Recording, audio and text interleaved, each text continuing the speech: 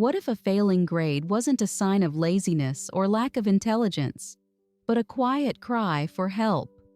What if academic failure wasn't the end of a child's story, but the beginning of a deeper, more meaningful one?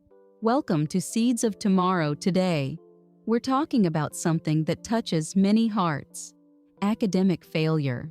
Not just the red marks on a test, but the emotional weight behind them, the shame, the fear, the silent stories children carry when they believe they're not smart enough. Let's unpack it together, with warmth, clarity, and a few gentle laughs along the way. Part 1. The emotional landscape of academic struggle. Let's begin with a truth that's often overlooked. Academic failure is rarely about intelligence. It's about emotional overwhelm, unmet needs, and sometimes a system that doesn't see the child behind the score. Picture this: a child sits at their desk, pencil in hand, staring at a math test. Their palms are sweaty, their heart is racing. The numbers blur, not because they don't understand the material, but because they're terrified of failing, terrified of disappointing someone, terrified of confirming the quiet fear inside them: maybe I'm just not smart. Or imagine another child sitting in the back of the classroom, eyes glazed over. They're not lazy, they're not defiant, they're simply exhausted. Maybe they didn't sleep well, maybe their home is chaotic, maybe their mind is busy surviving, not studying. Academic failure often means the child feels unsafe to try. Their learning style isn't being honored. They're carrying emotional weight that blocks focus. They've internalized the belief, I'm not good enough. And once that belief takes root, it's hard to shake. Let's pause here, because this is where many adults, parents, teachers, even well-meaning psychologists make a critical mistake. They focus on fixing the performance, not understanding the person.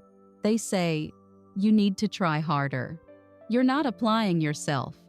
You'll never succeed if you keep this up. But what the child hears is, you're failing, you're flawed, you're not enough. And that message doesn't motivate, it wounds. Part 2. Inside the child's mind. The psychology of academic struggle. Let's take a gentle walk into the inner world of a child who's struggling academically. Not with judgment, not with diagnosis, just with curiosity and care.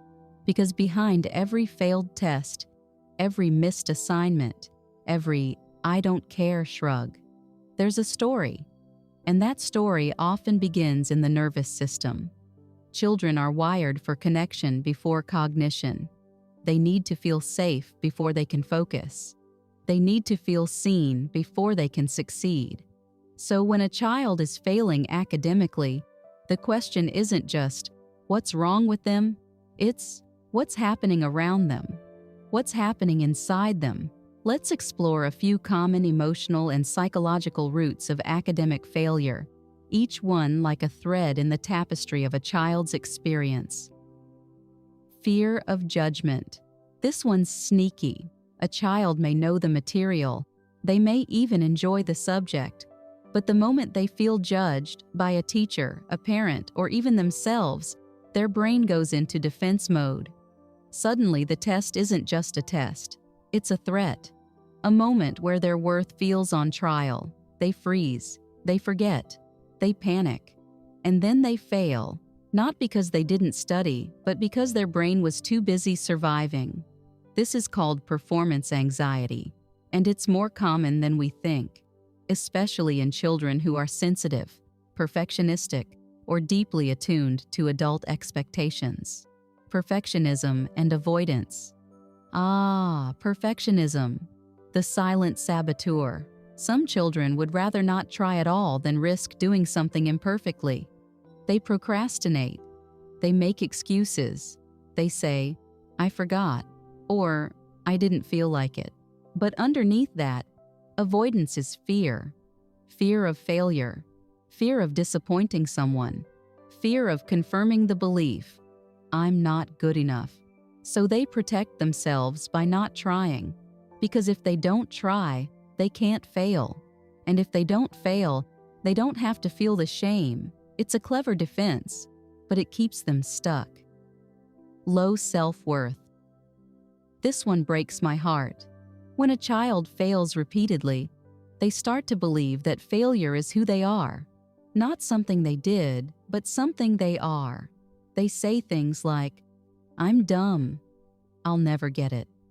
I'm just not good at school." And once that belief takes root, it colors everything. They stop raising their hand. They stop asking for help. They stop trying. Because what's the point?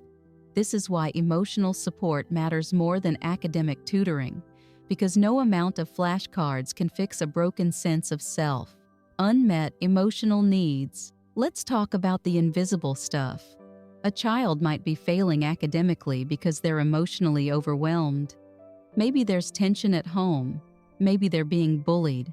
Maybe they're anxious, depressed, or grieving something they can't name. Their brain is busy processing emotions. And when the emotional brain is activated, the cognitive brain takes a back seat. They're not being defiant, they're being human. This is why we must look beyond behavior, beyond grades, beyond the surface, because every child who's struggling academically is carrying something. And our job is not to fix them, it's to understand them. Part 3. Shifting the conversation from shame to safety. Let's be honest. When a child fails academically, it can trigger something deep in us as adults. Fear, frustration, embarrassment, even panic. We might think, what will the teacher think of me? Is my child falling behind? Am I doing something wrong? And in that moment of fear, we often reach for control. We lecture, we scold, we compare. We say things we don't mean, but that leave a mark. Let's pause here, not to judge ourselves, but to understand ourselves. Because healing begins with awareness, what we often say, with good intentions. Let's look at a few common phrases adults use when a child fails academically. You're just not trying hard enough. Why can't you be more like your sister? You're going to fail in life if you keep this up. I'm disappointed in you. Oof. These words don't come from cruelty. They come from fear, from love that's tangled in anxiety, from a desire to protect our children from future pain. But here's the truth. These phrases don't motivate. They shame, and shame shuts down learning. When a child hears, "You're not trying hard enough," they don't think, "I'll work harder." They think, "I'm not enough." When they hear, "You'll fail in life," they don't feel inspired. They feel doomed. And when they hear, "I'm disappointed in you," they don't feel guided. They feel rejected. What to say? Instead, with gentle power, let's shift the script. Here are phrases that build connection, trust, and emotional safety. I see you're struggling. Let's figure it out together. Your effort matters more than the grade. You're not alone. I'm here. Everyone learns differently. Let's find your way. It's okay to make mistakes. That's how we grow. These words don't just soothe. They empower. They tell the child, you are safe. You are seen. You are supported. And when a child feels safe, their brain opens, their confidence grows, their willingness to try returns. Why this matters? Psychologically speaking, children are emotionally porous. They absorb tone, facial expressions, and unspoken energy. When we respond to academic failure with shame, we activate their stress response. Their brain floods with cortisol. Their body prepares to defend, not learn. Create study rituals that feel safe. Children thrive on rhythm. Not rigid routines, but rituals. Gentle, predictable moments that signal safety. Here are a few soulful study rituals you can try. The study candle. Light a small candle before study time. Blow it out together when finished. This marks the beginning and end of focus time and adds a touch of magic. The soundtrack of calm. Play soft instrumental music while studying. Let your child choose the playlist. Music helps regulate the nervous system and reduce anxiety. The focus friend. Let your child hold a small stuffed animal or focus stone while working. It becomes a tactile anchor, a reminder that they're not alone. The tea pause. Take a 5-minute tea break halfway through. Sip, breathe, chat. This builds connection and resets the brain. These rituals aren't just cute, they're neurological. They help children associate study with safety, not stress. Use affirmation cards to build confidence. Words matter, especially the ones children say to themselves. Create a set of affirmation cards your child can choose from before study time. Let them decorate the cards. Let them own the words. Here are a few gentle affirmations to start with. I learn in my own way. Mistakes help me grow. I am more than my grades. I can ask for help and still be strong. I am trying, and that matters. You can even create a confidence jar where they collect affirmations after each study session. This builds emotional resilience and rewires the inner narrative.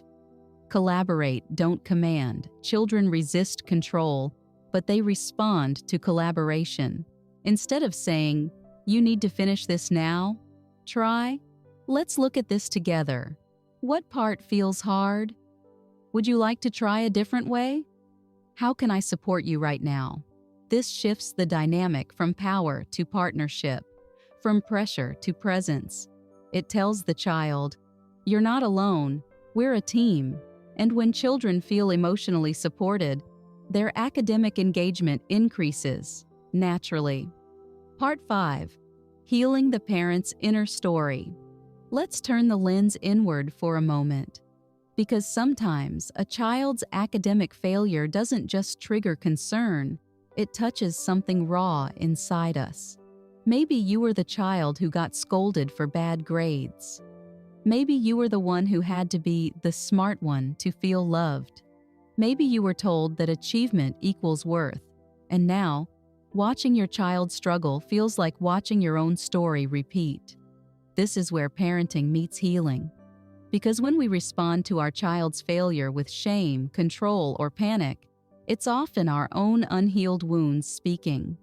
Let's pause here, not to blame ourselves, but to understand ourselves, the echoes of our childhood. We all carry emotional scripts from our upbringing. Some are empowering. You're capable. You're loved no matter what. Others are heavy. You must succeed to be accepted. Don't show weakness. Failure is dangerous. These scripts don't disappear when we become parents. They echo.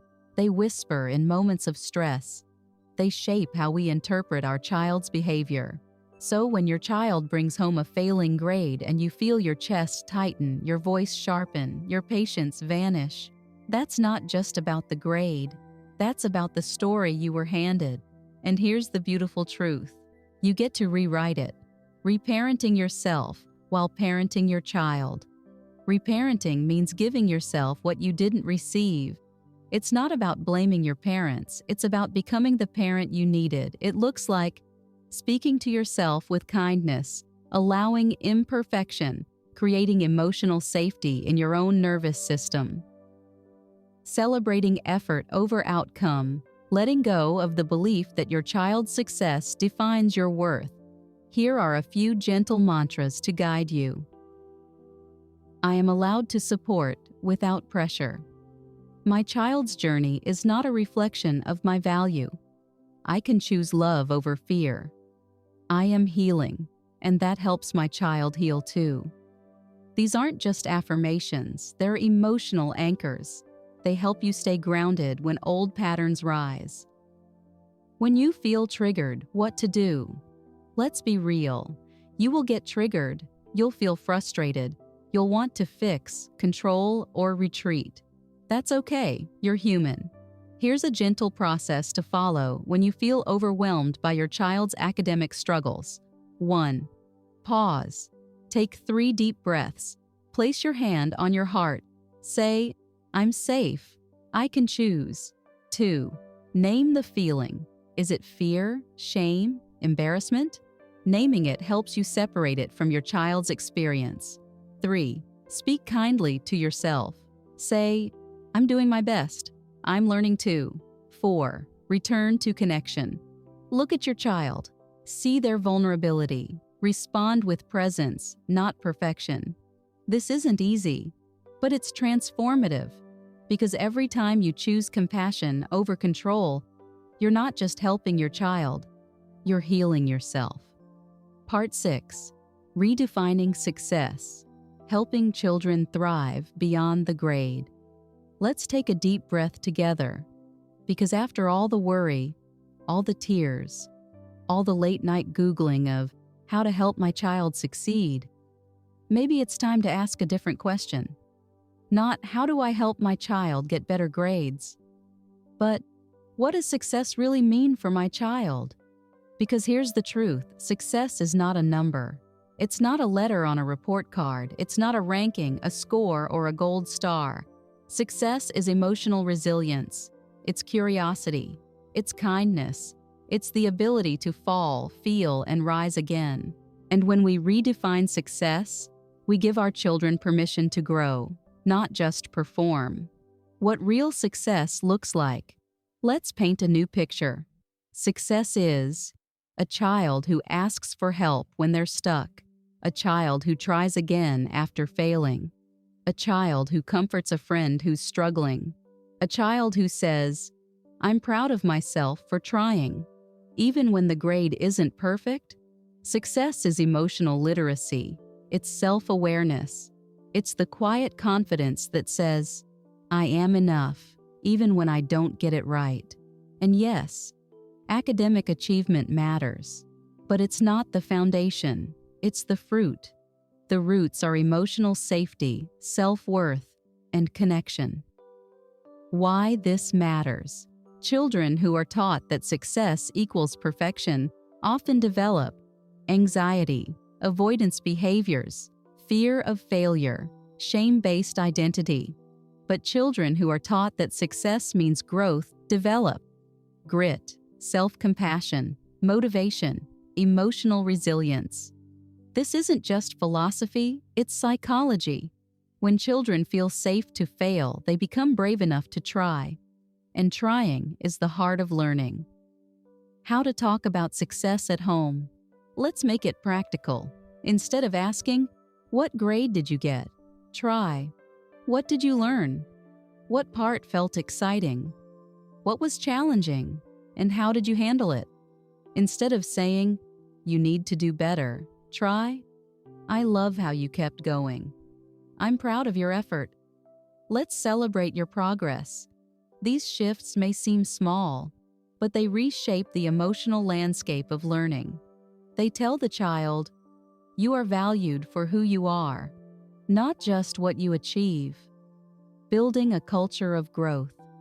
At home, you can create a culture where growth is celebrated more than perfection. Try these gentle practices. Progress journals. Let your child track what they've learned, not just what they've scored. Effort celebrations. Celebrate effort with a special ritual. A dance, a hug, a shared treat. Failure stories. Share your own stories of failure and what you learned. Normalize it. Laugh about it. Growth affirmations. Use phrases like, "I grow through effort." "Mistakes are part of learning." "I am proud of how I tried." These practices build emotional strength. They create a home where learning feels safe, not scary. Final reflection. Academic failure is not the end, it's a doorway, a signal, an invitation to connect more deeply.